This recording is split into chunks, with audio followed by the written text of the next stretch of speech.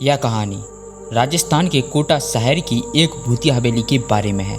यह हवेली राजा महाराजा के समय में बनाई गई थी, लेकिन पिछले 18 सालों से इस हवेली में आज तक कोई भी रहने के लिए नहीं आया है।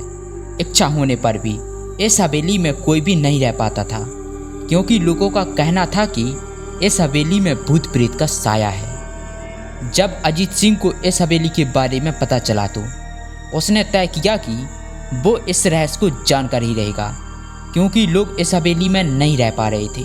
उसने मजबूत इच्छा शक्ति से हवेली में रहने की पूरी तैयारी कर ली। जब उसने हवेली के अंदर जाने के लिए पैर आगे बढ़ाए तो दरवाजे पे किसी अनजान व्यक्ति ने उसे रोक लिया और नज़दीक आके बोला, कौन हो आप और किधर जा रहे हो? अजीत सिंह ने जवाब दिया, जी आप कौन? मेरा नाम अर्जुन सिंह है और मैं यहीं पास में ही रहता हूँ।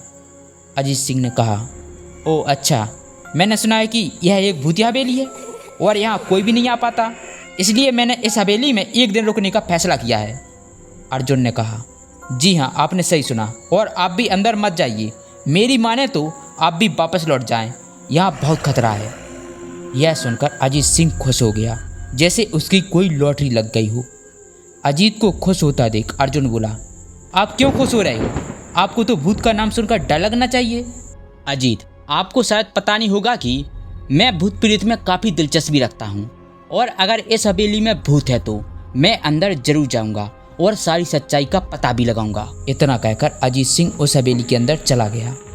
अंदर जाके अजीत ने अपने बैग को साइड में रखा और हवेली के चारों ओर देखने लगा। सारे रूम भी चेक कर लिए।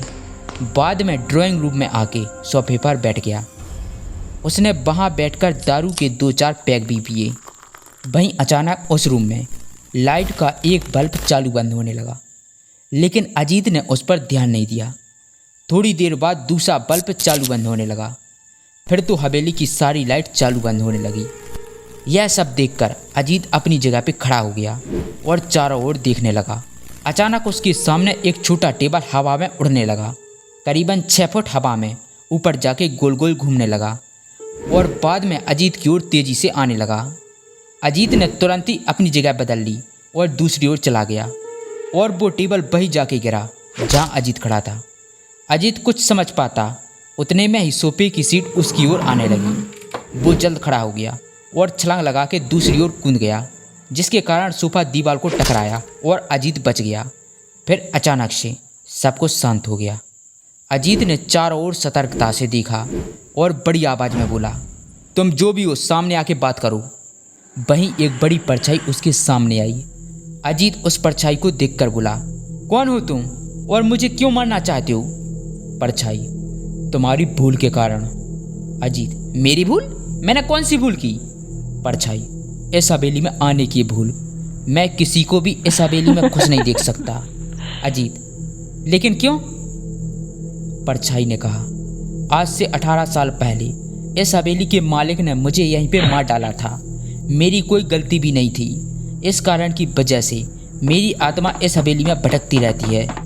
मैं किसी को भी इस हवेली में नहीं रहने दूंगा, क्योंकि इस हवेली में मेरा खून हुआ था। जो भी इस हवेली में रहने के लिए आएगा उसकी मौत होगी। अजीत ने कहा, मैं तुम्हें अपने असली रूप में देखना चाहता हूँ। उसने कहा, तुम्हें मारने से पहले मैं तेरी यह इच्छा अवश्य पूरी करूँगा। और उस परछाई ने एक भयानक डरावना रूप ले लिया। उसका चेहरा इतना भयानक था कि अजीत भी एक क्षण के लिए डर गया था, लेकिन दूसरे ही क्षण में उसने अपने आप पर काबू पा लिया। बाद में उसने अपनी जेब से सफ़ेद पाउडर निकाला और उस भूत पर फेंक दिया। भूत पर पाउडर पड़ते ही वो जलने लग गया। बड़ी बड़ी ज्वाला उठने लगी। वो बहुत ज़ोर ज़ोर से चिल्लाने लगा और बाद में पूरी तरह से जल गया। उसके बाद अजीत ने चैन की सांस ली और वहीं पर सो गया। दूसरे दिन सुबह अजीत को सही सलामत हवेली से बाहर आता देख अर्जुन को आश्चर्य हुआ। अर्जुन ने अजीत से पूछा, तुम कैसे जिंदा हो? जब अजीत ने अर्जुन को कल रात की पूरी घटना बताई और बोला, अब यह हवेली भूतिया हवेली नहीं रही।